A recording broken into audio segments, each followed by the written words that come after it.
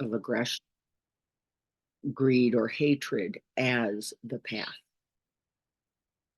as actually no accident, no mistake, no somehow the wrong thing, the wrong moment at all, but actually perfectly the path. And then rather than do one of our habits with recognition, with mindfulness, and with care, we open. Sounds so juicy and lovely and easy, right? And then we spend half of our well, and then you and that then if we understand something about this, then what we also understand is that being mindful of every moment of collapse, contraction, grip, shenpa, right? Thirst or hunger, the wanting something else, is in fact the beginning of that path. Because without that recognition, we cannot attend to it. We cannot respond. We cannot open to that which we have not greeted.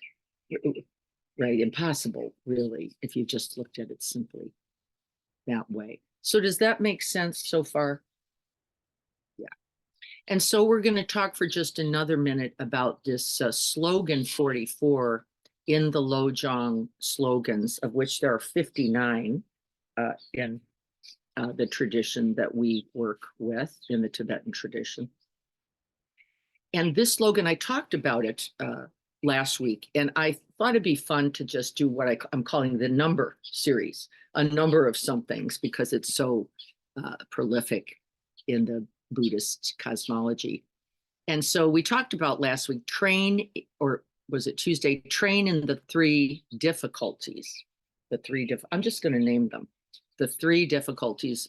Renee's nodding because she has heard this. The first one is mindfulness. You have to be present to win. You have to be here to see or feel or sense or ultimately know. And so the first difficulty is this showing up to the experience. We're just going to practice that in the body a little bit. Many people find it too difficult to try to catch thoughts as a beginning. I agree, actually, because our thoughts become so integrated as a part of us, we don't even know we're thinking them until often we've acted or impulsed or upon them. So we're going to catch the sensations, which is where the first training is. And all Buddhism rests on that very know the body. Know the body as the body. So that's number one. The first difficulty is remembering, reminding, knowing, remembering. Right? Just that. Seeing how things are, being present, people might call this, all of that. So the first difficulty in the training, I like to think of this as beginning practice, is how I would see this. Just catching it by itself, because we've named them now, would be really, I would say, honestly, a whole practice, right? You might take lifetimes. I don't know how many there are actually, but whatever. Just making contact with what's actually happening. How am I actually? What's really here, right? Whole lifetimes could be spent. I'm suspecting you're here and on Zoom in some way because we already have some of that in hand. And we're cultivating it every day, aren't we? More and more every day. Nobody's done, nobody's, right? There's no such thing as full enlightenment. We're always in this moment as it is awake. So that would be number one. The second difficulty is the one I'm going to focus more on today. And that is do something different. I love this. Do something different. Interrupt the cycle in some way. My do something different, because I'm an active character and warrior, like from my gangster carpenter lineage, is to do nothing, was my training. Could I, rather than attack it? Could I, rather than change it? Could I, rather than fix it? rather than talk about it. Do nothing. It was a gigantic practice. Of course, I go into long retreat. We'll talk about that later for exactly that reason. Do nothing. Just be here. Don't, right? Nothing to do. Nobody to save. No, right? Nothing to fix. Being with oneself wholly. And so that second practice I'm going to call mid-phase practice. We start to apply the antidotes slowly, don't we? We've heard enough, we've seen enough, we're starting to go, rather than that, which has never worked for me, I think I'll try something else. And that could include nothing. Just being still, being silent, being quiet, holding space, bearing witness. We talked about that, right? And that often I see that as the most advanced part of the practice in that do something different.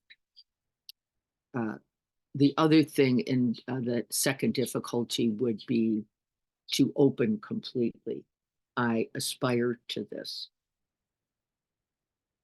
but I can actually stop, pause. I could do that. I can't always open completely. I'm working on that, and I'm guessing I have a few more moments to go on that. And then the third difficulty, the third element of the practice, from my point of view, we would call this probably embodied practice. That more often than not now, we can see the propensity, we recognize the habit, we choose not to just act volitionally on it, and then we do it again, which is amazing. It's not just this moment, I got it. And then I don't go home and have a milkshake and go to sleep and eat chocolates and think I got it together now. This is our habit for concepts of enlightenment. But actually, I just stay awake. And then I stay awake again, just this moment, because this is a whole new one with a whole new set of constellations of arisings and conditions, and right. And then I do it again, and then I do it again. Well, once again in long retreat, what are we doing? This just over and over and over and over, right? It's why long retreat is important to me, right? Just moment and moment and moment and moment. And I don't have a life that easily, right? Householder life is not perfectly set for just this. And then because it's so fast and so infused and so many conditions and causes. Okay, so I think that's enough. Training in the three difficulties, that's the slogans. Recognition, doing something different, and then repeating. Rinse and repeat, right? Makes sense, doesn't it? I want you to know I am likening that a little bit uniquely to the phases of practice. Beginning practice, just catching it, mid-phase practice, actually being able to apply the antidote to respond, doing something different, and then the third, repeat. Okay, we get the idea. Are there any questions about this before we practice? Everybody get this idea? It's a lovely slogan then, isn't it? And you get the first, you get the ribbon, you get the prize with each phase of that, because you can't jump them, can you? We're just recognizing and then recognizing and then recognizing and recognizing. And though we often get bored, I hear about this a lot, like, I'm tired of just recognizing. It's not actually true. That's not actually what's happening. You are recognizing, and the very recognition has set you up perfectly for not doing the same old thing, even when you haven't been able to shut up yet. Even when you haven't been able not to slam the hand on the counter, right? It actually, you are already completely transformed. So we don't want to hierarchy this because it's just not true. Okay? Yeah. Thank you, Carrie, for getting everybody in and on. I've left some chats about things, and I think we're okay with chat here. Let's practice. I'm going to stop the share. I don't think we need that right now.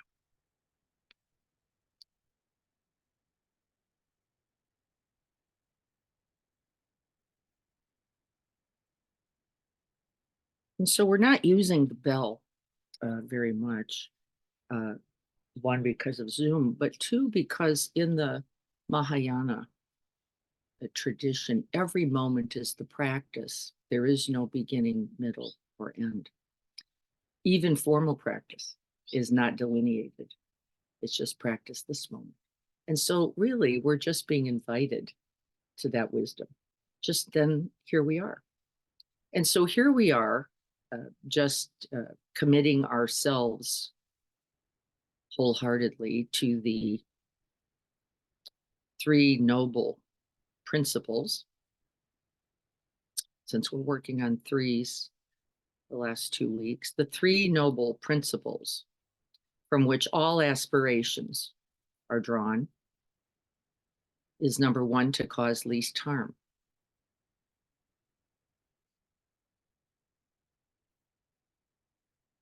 And we breathe that in, inviting the igniting of that commitment to awakening heart mind, to cause least harm. The second noble principle is to contribute something to the good.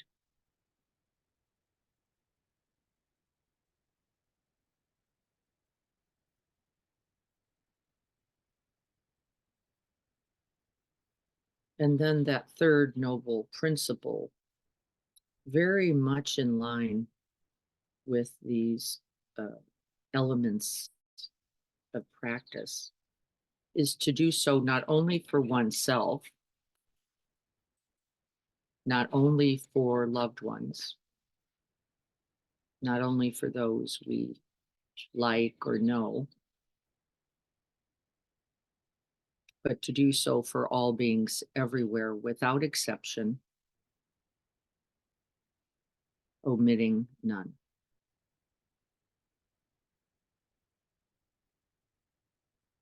And just breathing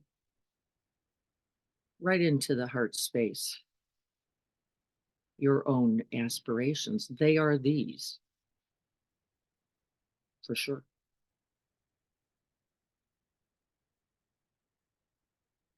And if you can feel that quickening, if you can feel that vibration, that radiance, that warmth, even a little bit of activation, I call it. It's not the same as Shenpa. It's not actually contraction, it's an activation of the vagus.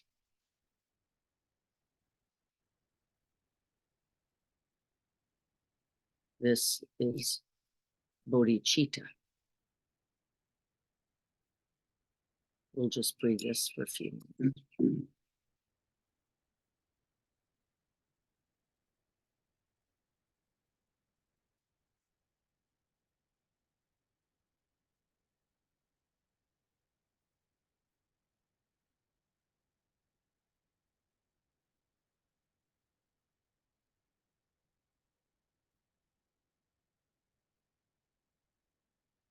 Breathing directly into the heart space.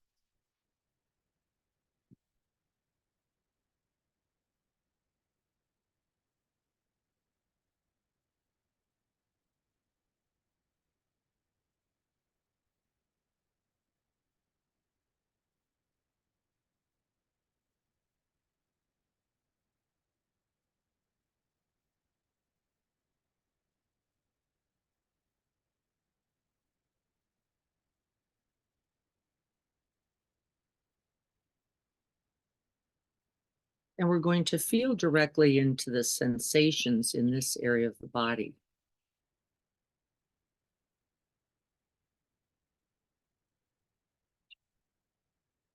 We're going to actually use those practices of the practice with the three difficulties. We're going to use the first, which is just recognizing what is arising. Just this one breath.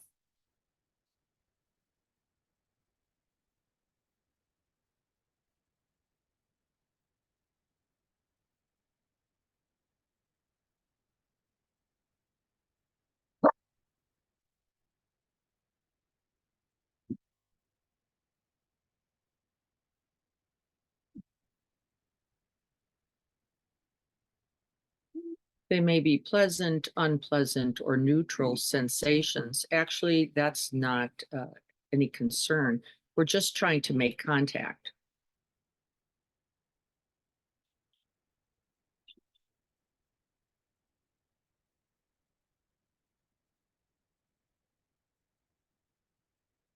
Tight, hot, heavy, light, spacious,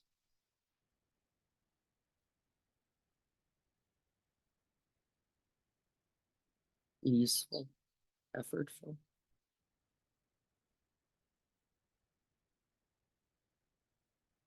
Maybe numb.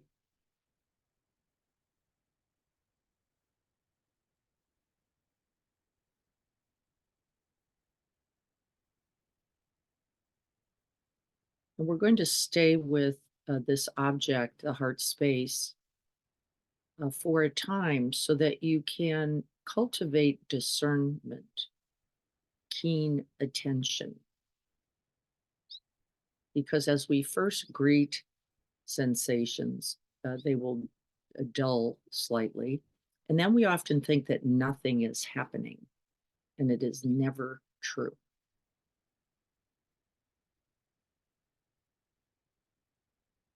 Breathing in, making contact, being with completely on the out breath.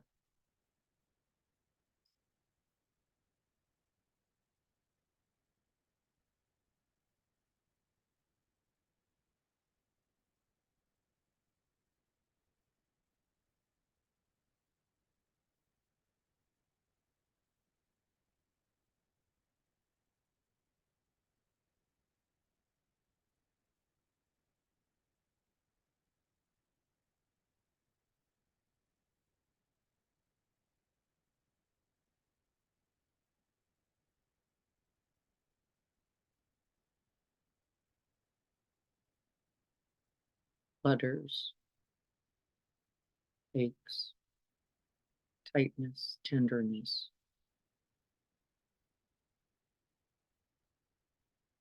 Reading them all.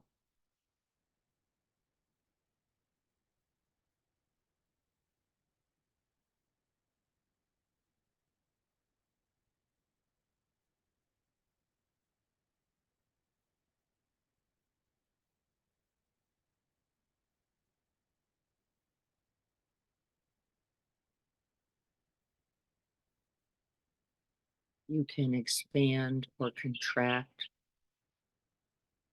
the lens based on what is arising.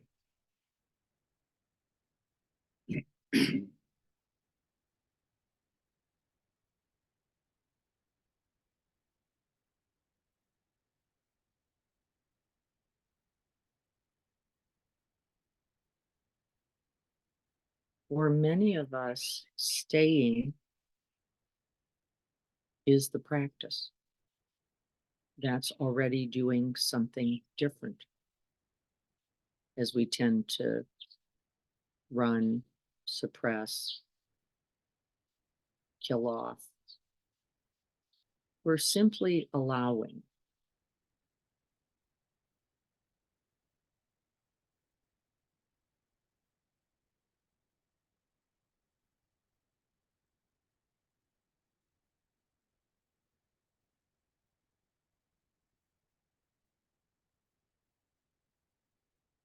There is nowhere else to be. And so if you notice the habit, which is one of our propensities to move into the songbird, to think about the day, even to go to other parts of the body at this moment, we're simply going to very gently, lots of loving attention, shepherd ourselves back to the heart space. This is plenty of practice for many of us already.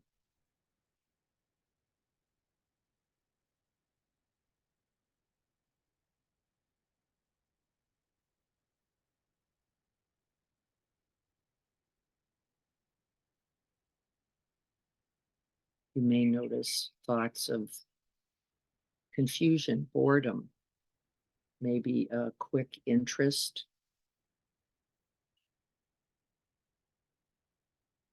maybe even the habit arises to go, how do I fix that? Or how do I get rid of it? Or how do I make more of it?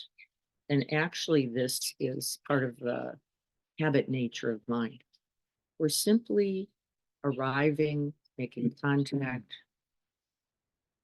and opening.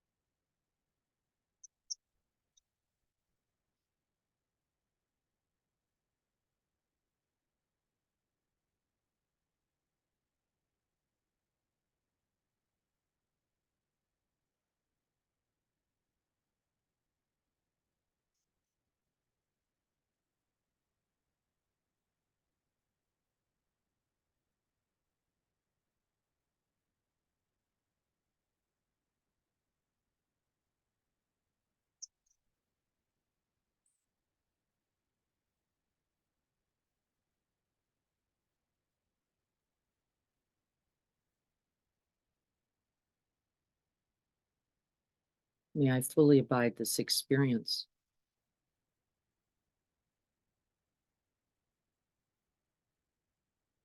May I move closer and know it more deeply.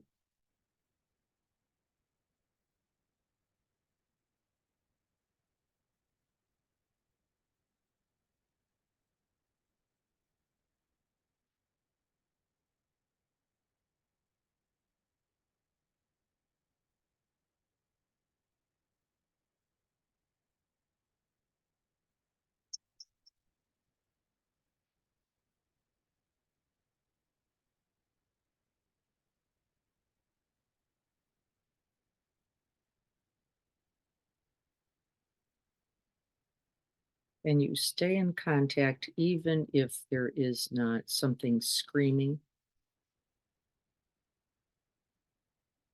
Can you hold space and mindfulness for the subtleties?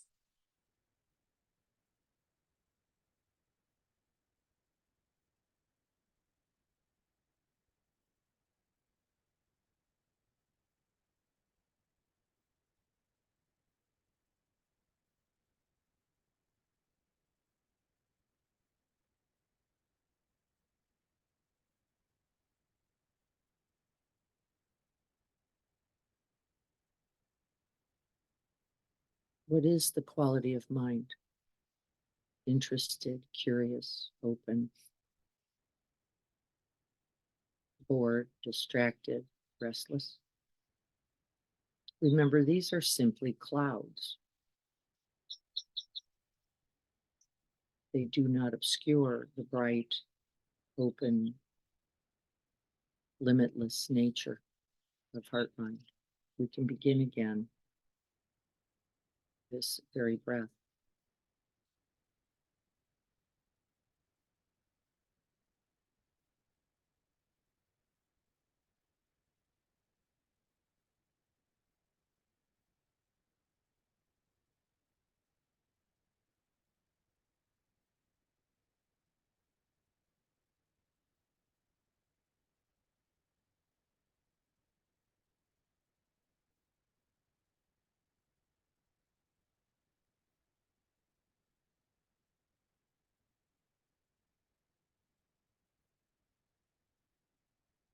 And you feel the sense of space or room Or does it feel like nothing?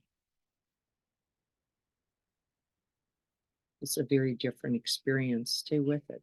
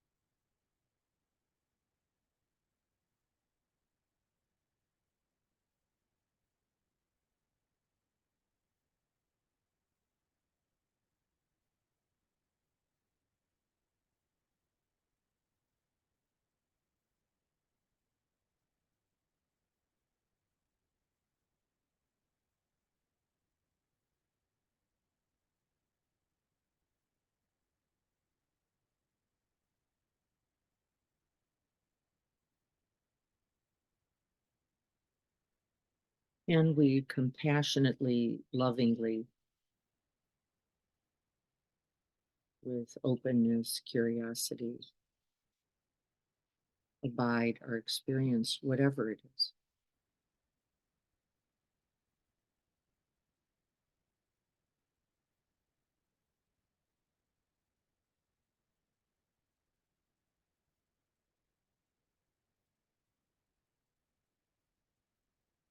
Do not mistake the experience for you,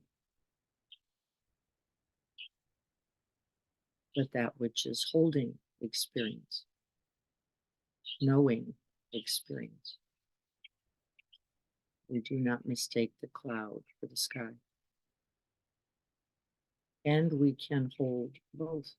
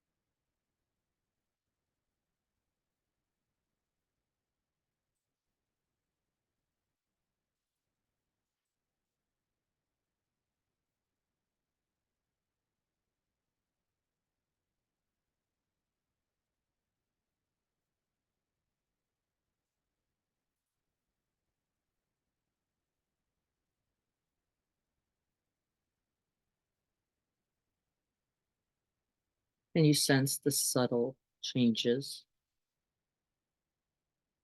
the momentary arising and passing of just this experience, this one breath?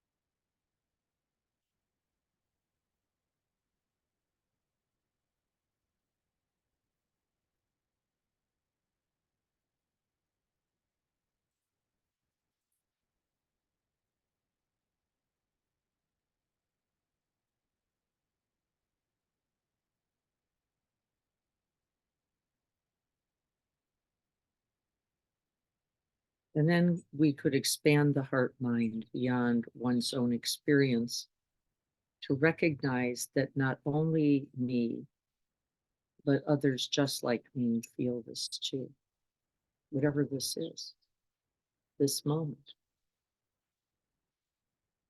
this ease, this calm, this lightness, this distraction, this wanting something else. It doesn't matter.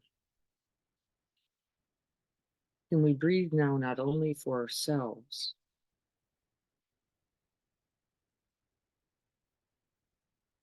but for all those just like me who feel this and know this too?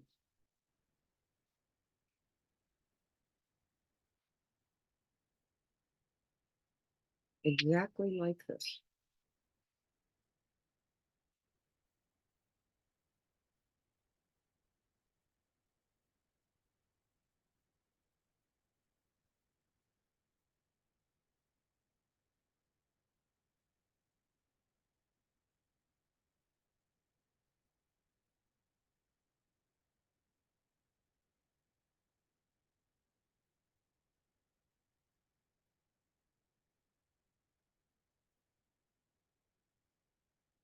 And now we're breathing not only for ourselves, we have committed to breathing into and with for all those who know this same heart.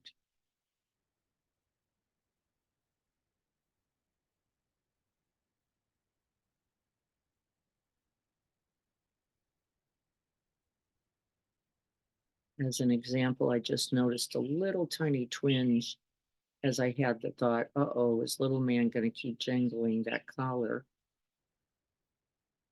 Can I feel for all those who want to support practice and think that practice might look like a certain thing in a moment?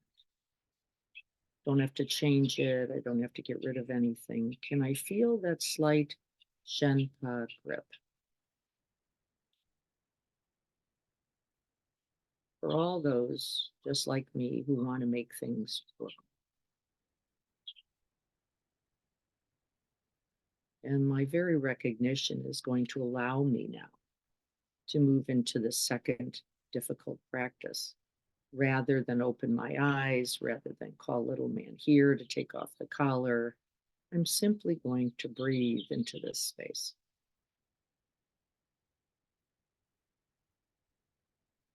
See what's true for you here. Where is the habit nature arising?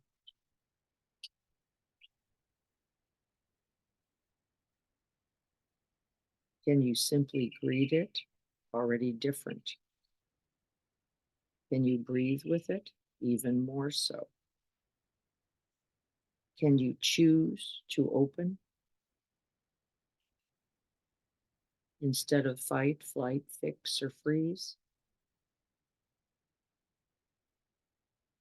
Maybe you could choose doing nothing.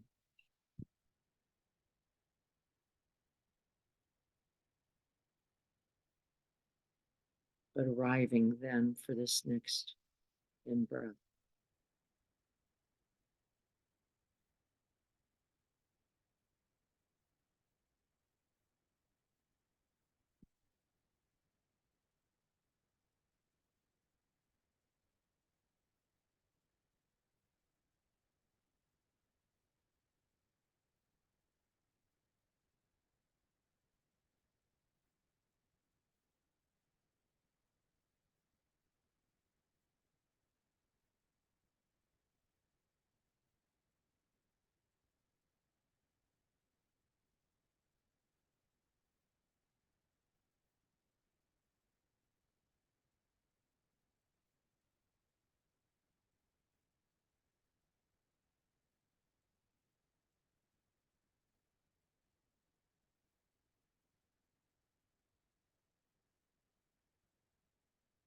And then this becomes a moment by moment, breath by breath practice. Can I now breathe in for all those who have ease or calm?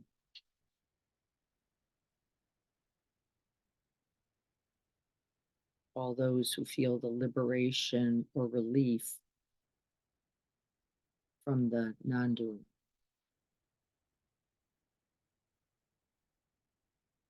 Or its opposite?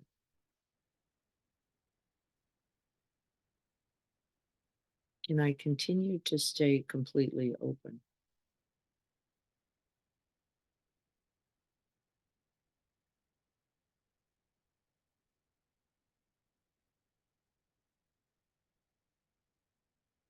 And the answer will be it will depend on this moment's arising. And so you may be able to breathe for oneself and others in one moment and may have to come directly home to just yourself in the next, beginning again and beginning there.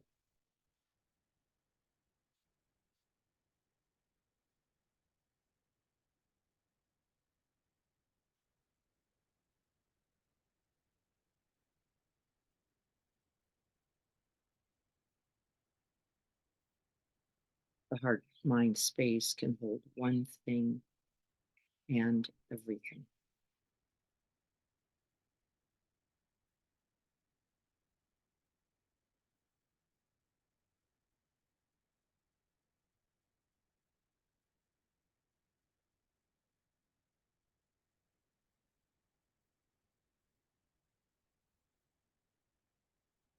And then I'd like you to call someone to mind with whom you've had a recent challenge,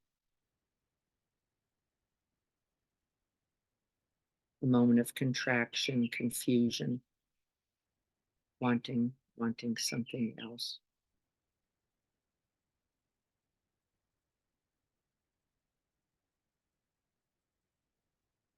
Doesn't have to be any cataclysmic event.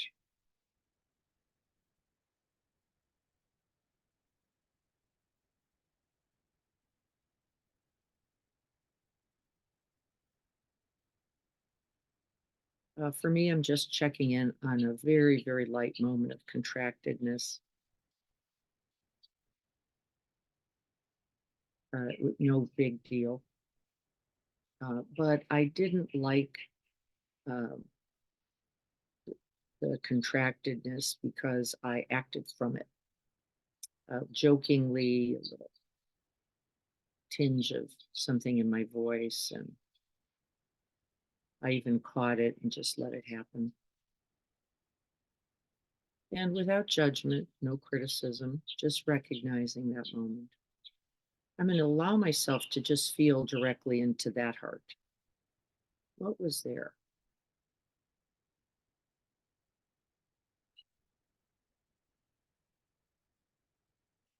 And breathing in, I can feel a contractedness right in the dead center.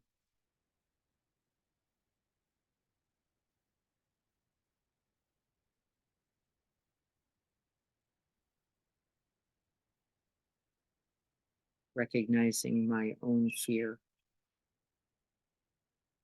that this would be a way somebody saw me. And seeing my own egoic grip. Not trying to change that. I'm trying to know it completely. Can I stay and abide with openness, with love and compassion?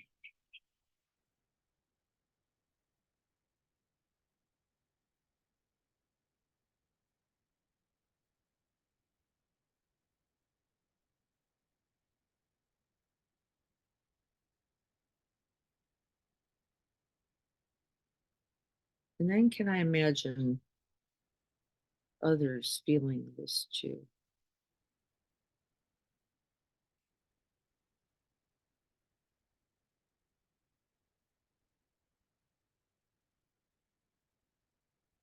And I breathe in then, not only to that little bit of tightness, that little bit of heat, that little bit of closed downness. Can I breathe in not only for me now, but all those who know this too, this moment of fear for not being recognized in a certain way,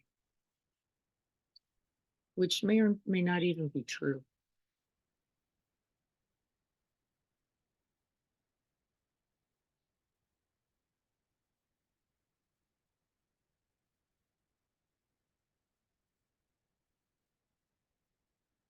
Feeling the heat, the lump, the block, maybe a hardening, a contractedness, sense of ache, that tight and tender spot.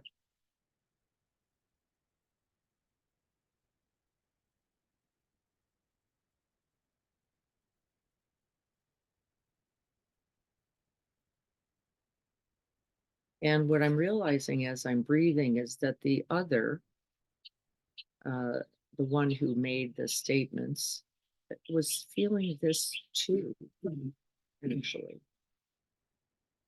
I don't have to go very far. The other is feeling this too. And can I now breathe for us both?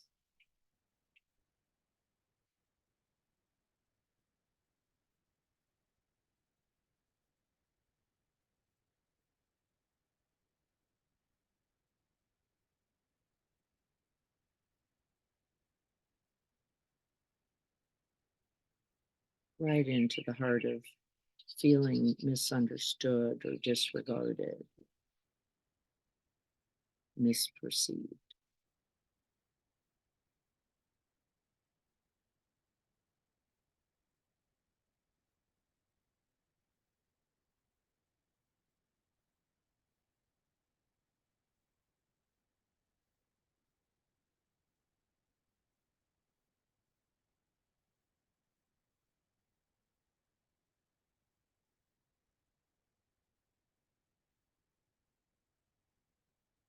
And as I repeat this, just breath by breath, what I realize is that the only misperception that mattered was my own,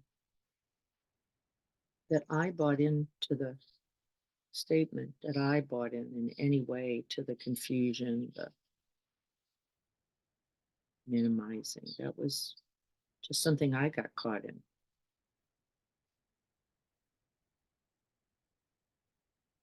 I mistook the cloud for the sky.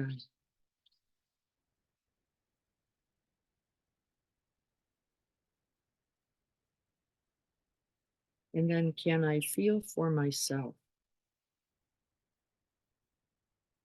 Can you feel for yourself? And use this very moment of confusion as the path to awakening.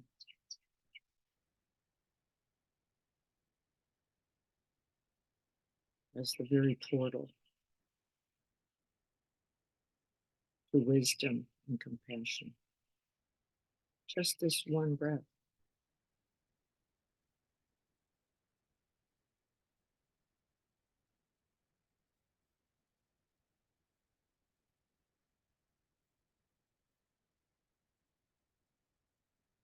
And then we soften the body, we sit back, and we rest in that vast, open, limitless space of heart mind. Holding this for all beings.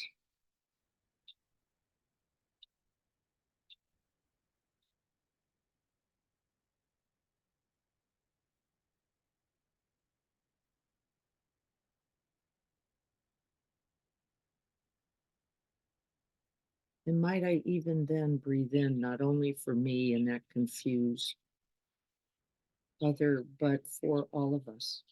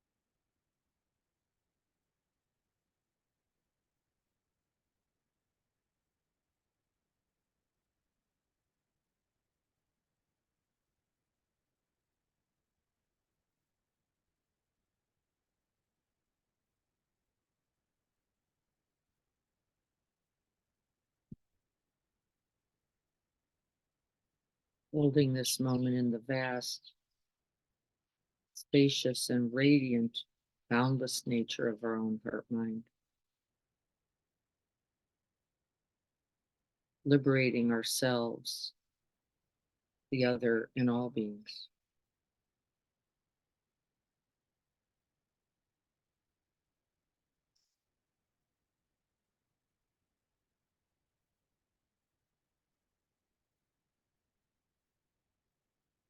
one breath at a time.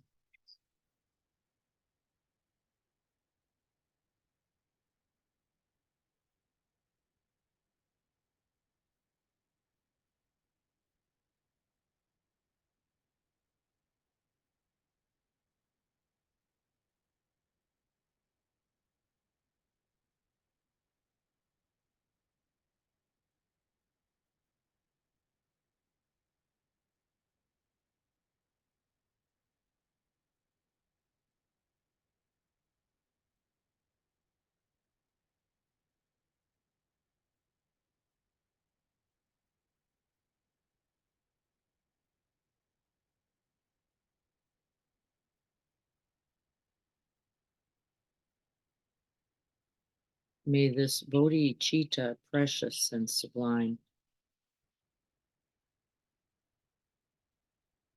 arise where it has not yet come to be, this very moment. And where it has arisen, may it never diminish, but grow and flourish evermore and more.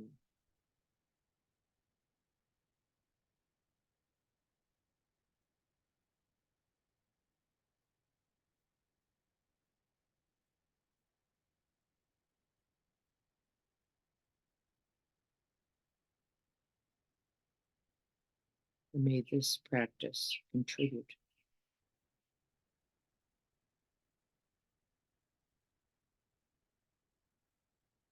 And may it continue until all beings are awakened and all are free.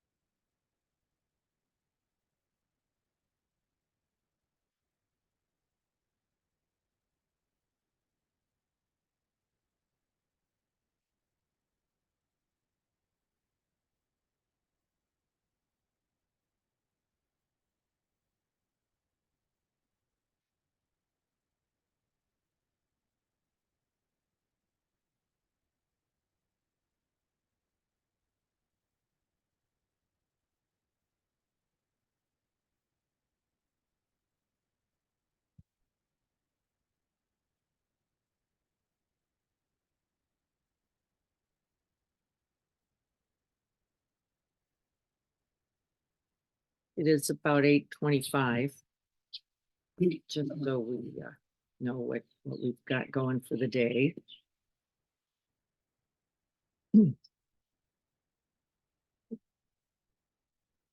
Practicing the three difficulties. Beginning with compassionate abiding for oneself. So when we get lost, there's always a home base to come back to. It's really right into our own heart space. And if we could do one thing differently, that would be a big thing. Wouldn't it? Just that one thing. We could go rather than right out there, go, wait a minute. What's the angst, the distress, the confusion, the pain here? And then we come home and we breathe here. And it would change the world. And we know it, don't we? We actually know this. This isn't, we don't, it's not even like, would it? Maybe it would, maybe it wouldn't. We know for sure it would, because it would change the whole of your life and mine. And so, thoughts about the practice, observations of one's experience in the practice. Let's talk about it. Come on, say hello. Good to see you all. Antonio, good to see you. I just saw your name. Wonderful. Courtney, good to see you. I think you're in Colorado.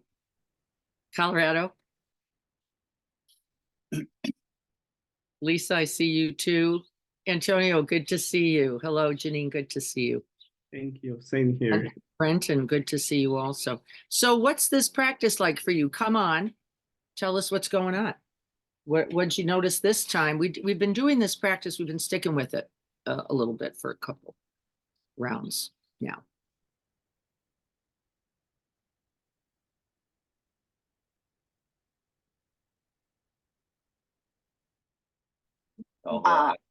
Wait, I've got somebody. Hang on, you're next. Okay. So although I haven't been here for actually over a year, one of the things that my present situation has helped me recognize is, and I love metaphors, and it's baseball season. Yes. And I think about how does my mind work? And it's like, if you're listening to a baseball game, you've got the play-by-play. Yep. Play-by-play is essential. We need that part of our mind constantly telling us what's happening, this is what's going on. And when I stay with the play-by-play, I'm fine. But the minute I listen to the color commentator is when everything goes completely sideways. It goes to hell. Because I believe it. Yeah. And start to act on it. Yeah. And it's all what? Opinion, conjecture. It looks like they're not doing well. They've had this habit before in the seventh inning. They tend not to rally. You're going, right. So here's Tom. We haven't seen Tom in a while. We're so excited to have Tom here with us today. Tom's been working with lots of interesting aspects of life, like we all do, and saying, I need to stay in this play-by-play. I need to just be here fully. I need to just grab that ball, see that experience, hold that, right, rather than the mind's habit for going off to, maybe that'll mean we win the game, or whoops, this is going to mean we lose the game. And we're not talking about the baseball game anymore. We're talking about life. Maybe it'll be okay then. Maybe it won't be okay. If I could just make that play, if I could make a double. What if I could get a double in the next round? Then that'll make it work. This is the habit or cloud-like nature of mind. And remember what we said at the beginning, recognizing it is the path, not getting rid of that mind. This is a big mistake in our spiritual bypassing world. We want to get rid of the habit. It is the habit's not the problem. It isn't even the problem. In fact, staying with the baseball analogy, there are pitchers I watch. I go, how does the guy get the ball across the plate throwing like that? Well, he has taken a very habit and actually cultivated it into good. The very habit, the very weird, like, how does he do that? I don't even, right? That's our nature. We don't have to get rid of any aspect of life. Any aspect of ourselves. Don't believe it. We do have to recognize that it's at play. That little contractedness I used in the example of me sitting at the peninsula with my husband, and he made a funny offhanded remark, and I was like, and I could feel that grip. I didn't stay with it. I didn't stay with it. I let it go very quickly. I let it go because I didn't want to get caught in a difficult moment, but I was already in one. Our ego had already bought in to what if he really thinks that, or what if this is real, right? I already was there. All the, no, we're going to just go have a pleasant dinner wasn't going to happen that way. It was going to happen, not because I needed to say anything, by the way, I didn't.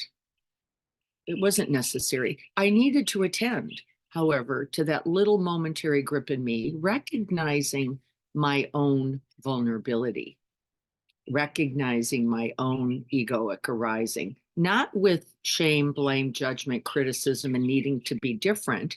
Don't I get to be tender? Sure. Don't I get to be vulnerable? Yes. Don't I get to, right? The egoic reality is here. I don't even have to push it away. I just have to go, okay, tender moment. And then what I got to today is he was feeling that way. That's how that statement happened. And I missed that the whole time. Except I can awaken now. I can awaken now. Look at the beauty of this. Can operate more skillfully, more lovingly towards us both now. Now that I've opened more fully. Okay, somebody else on Zoom was wanting to say something. Courtney, was it you? Yes. What I found, and what I have been finding is that the attending is the very last thing that I want to do. I want to figure out how to fix it, figure out how to avoid it, how to not think about it, how to not let go. And I even found it in this practice. And the moment that I was able to really open to it and feel it, is when the healing came and the ease came from it. And it's not that anything has changed in the situation, it's the ability to feel it. And it's interesting to me that even though all these years I know that that's what you're supposed to do, or what is the best action when you're in distress, it is still anything else. I was mapping out giant plans of how to fix everything. And the moment that I paused and just was with the discomfort was when it felt the most easeful. Right. Right. We just have to remember this, 400 billion, million, thousand, gazillion. And to imagine that it would be otherwise wouldn't be fair, would it? It wouldn't be very kind or compassionate to imagine from this experience I should now get it for like what, all time, or even maybe the next time. I don't know. That's like, as Tom was saying, play by play. Can I just be here then with this? And can I just be here then with this idea that now I'm supposed to get it? That would be useful. Or that now I should be able to be different in every instance. Or now every time this arises, I'll be able to lovingly and skillfully say, I know you must be feeling vulnerable in this moment. And no, I can hold you wholly in my heart. My husband would actually probably divorce me over that line. And what would we be doing? We would be in some way not being the same. Right? We would not any longer. Can I be vulnerable and just allow the vulnerability? Can I be fearful or pained or confused, simply just allowing the experience fully? And this is the path. Trungpa called this the lion's roar. Can I be with myself exactly as I am? The lion's roar. This is the path. And the lion's roar, why? Because it's not so easy or simple. I'll get you that quote. It's actually stunning. Being with samsaric mind, I think, is how it goes. Knowing this as the path, the lion's roar. For me, that's the difference. Just sitting. Yes. Like, can you do something different? Well, the difference is, I want to distract. I want to pet the dog. I want to listen to the birds. Yep. But the sitting with it is the lion's roar. It's the lion's roar. It's actually true. And really, he meant that. Like, this is it. You are really at the pin. You are in life completely this moment, exactly as you are. And it's so easy for all of us to find the billion things to go do some other. I do a lion's roar with my peewees. Yes, you have to be fully present there. Children, right? We are invited.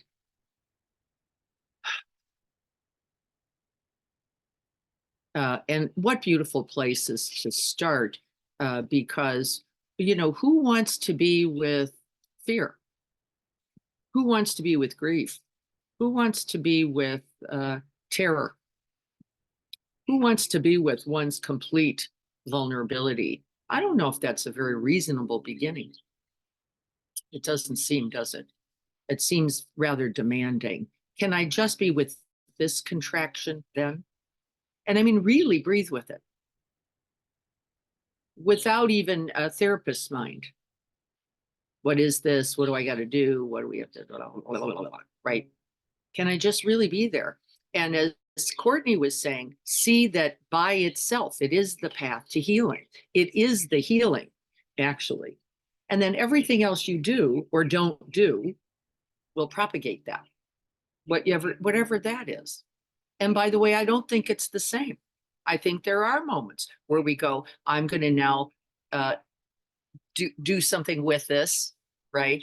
Nothing, don't need to do anything with this moment. I don't, and I trust that completely. I have a lot of faith in what comes from that heart mind. And I want you to have it as well. Whatever that is, doing and non-doing alike. For me, the bigger practice often is first in non-doing, so that I can really embody it, really breathe it, really feel into its tenderness and stay and cultivate that staying, which is the purpose of long retreat, by the way. The purpose of long retreat is nowhere to go, nothing to do, except to be. Again and again and again. Lynn said something here. I want to click on that, Lynn, so we can look at that. Lynn says, whatever occurs in the realm of samsaric mind is regarded as the path and everything is workable. It is a fearless proclamation. Thank you for that line. I knew there was something I was missing. It is a fearless proclamation. The lion's roar. Isn't that beautiful? She has written that. Thank you so much for that, Lynn. I really love that quote. The lion's roar is what? This very moment and me wholly in it, changing everything. At a funeral of a 99-year-old physician. Yes. He was a Jewish gentleman and his wife was Catholic, so the priest had sent a service and he said, he had gone to the bedside to see him 3 times. I was like, I should figure this out. Here I'm a physician. I should recognize this dying. Get it. And the priest said, well, that makes 2 of us. Beautiful. Beautiful. Yeah. We cannot know more in death than we know in life, which is why we're training today. Right. We're training now, not just for now, but for now, as well as for the moment of death and beyond. Because if we cannot be with ourselves here, what's the hope of being with yourself as you're being flung off the cliff? It would be ridiculous, wouldn't it? It would be a ridiculous idea. And then you just feel flung off the cliff, right? And grip, grab, cling, are confused. In the teachings in the Bardo, it says we will all seek the comforting light, but that will be the wrong way to go. We will all seek the comforting light, the dull light of samsara. The dull light is how it's described. The same old addicted habit mind that we know. And yet it will be certainly the wrong way. Go towards the brightness, go towards the sound, go towards the, as is done in a practice we will do during the retreat in May, feed the demon, go towards the demon, not away. Give it whatever it asks for, which is what? All of you. Surrender in that way completely. And right. Anybody here having done the feed the demons practice. Margie, I'm pretty sure you have. Courtney, you have. You see the beauty in that practice too, don't you? The freedom that comes from no longer struggling. Yeah. Siobhan's saying it too. No longer in the struggle. I don't have to try to keep from it. I don't have to hold anything back. We throw everything into the fire, right? We feed the demon exactly what it is asking for. This demon is nothing but the present moment, right? We give it whatever it's asking for. Can I show up completely this moment and completely without judgment, criticism, contractedness? And the answer for me is no, but I can show up recognizing them. I can do that. I can feel even into the subtlety of that little tiny. And I love that I can awaken with that. Right? As we all can and do. As we all can and do. Other experiences, other I'm going to hang on for a minute just to make sure there isn't. And then I want to talk about a long retreat. We're going to talk about it both this Saturday and next Saturday a little bit. I have some handouts. I'm going to be giving those to people who are here who might be considering coming for any portion.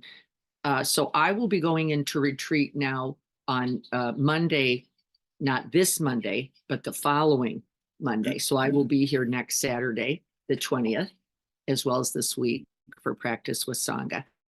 And then on the 20th, Monday, I go into retreat with Pete at Pete's Geodome. Pete's going to be with me for much of that practice. And that feels just amazing to me. His birthday is Wednesday, and that he has committed that time to that feels really like so just right, lovely and beautiful. And his own personal space to Ayana Sangha. Because he has dogs, because he has a life, because he has a wife, because he has neighbors and friends. We're going to open the space for Sangha to come on Wednesday. That's Pete's birthday on the 24th. And then Saturday, the 27th. Those 2 days will be available. You don't have to do anything to choose to for that, except you will have to arrive before 9 when we start commuter sittings, and or before 2 for this afternoon sitting. You have to either get there. We can't have people coming in and out because the gates will be closed because the dogs will be out. So you either have to get there about 8:45 for the 9 o'clock. This will all be in writing, by the way, or you have to get there at 1:45 for the 2 o'clock. People have asked, do I have to stay the whole time? No, you do have to leave at a transition. You will. No, it will not be best to get up in the middle of a sitting to leave. It will be, because I will be beginning long retreat, I want to stay in form, in a more formal structure. So you will be sitting there till the end of that, but you don't have to stay till noon if you came at 9. You don't have to stay till 5 if you came at 2. You're just going to catch a transition. Makes sense for everybody? Yeah. So you can get out when we know the dogs are also secure. And then I will be up in Palos Verdes the second week, which is where I began my mindfulness training 30 years ago. And that's where I began with the second or third cohort of teachers teaching MBSR, and we did it there. And I won't tell you the story now about the fact that John Kabat-Zinn decided to do a California training in part because of me, actually. And I've never really told that story. I think 1 or 2 of you may know it. I think Courtney does. But because he said, well, then we have to make it available there. I would not be trained otherwise, had that decision not been made, because I had young children and a business and could have never gotten to UMass every month for 2 years. Yeah. How incredible. By the way, there was never another. It also never happened again. I see this as nothing but auspicious occasion that even occurred. And there are 16 people who participated in that training, and all 16 have gone on to become very, very, very successful, important teachers like Bob Stahl and Shauna Shapiro, who is one of the leading researchers today at Santa Clara University. Amazing, right? So just, well, gives me goosebumps that even occurred. So I will be going back there. Feels absolutely amazing. And what an opportunity to integrate LA traffic into my retreat life. Just feels like, wow, what an opportunity. For Audible. Yeah, what an opportunity that's going to be. So that'll be very exciting. And then I'm going to be coming back down to Quest Haven starting on Monday. I think that's the 6th. Is it the 5th or the 6th? Monday the 6th. Thanks, Courtney. And we'll be there all week. And then on the 10th, that is that Friday and Saturday, Sangha will be able to join. Courtney will be there.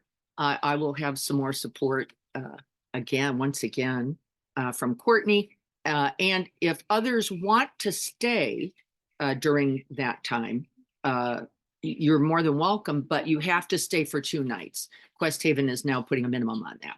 So that'd be required, but you can come for half day or whole day, Friday and Saturday. That's May 10th and 11th. We will be practicing all day that Saturday, just so you know. People were asking, is it half day or full day? It is full day. Again, you're not obligated to stay for that. We are only offering one price. It is $60 for that, whether you stay for a minute, an hour, or the day. That's up to you. Okay, I know we were trying to clarify some of that. It's in writing. It's going to come out this week. I have some print versions of that here that'll be here for anybody who would like that as well. So, right? It's thank you all so much, because I would not be able to practice like this if it were not for this community, this Sangha and this board. So thank you all very deeply for your practice and for doing this practice. I'd like you to remember then the 3 difficulties. Please remember them. Can you see where you are in the practice? I can at least recognize. I can recognize and stop. Take a couple breaths, calmly, compassionately abide. I can do it the next breath. That is the whole practice. Okay. All right, everyone, we're getting ready to transition. This is Carrie's daughter's shower today. So we're trying to help her a little bit. Good to see you all. I will look forward to seeing you on Tuesday, Thursday, and Saturday of next week. Much love. Much love. Thank you. All right, everyone. Blessings to you all. Take good care. Got them all wound up.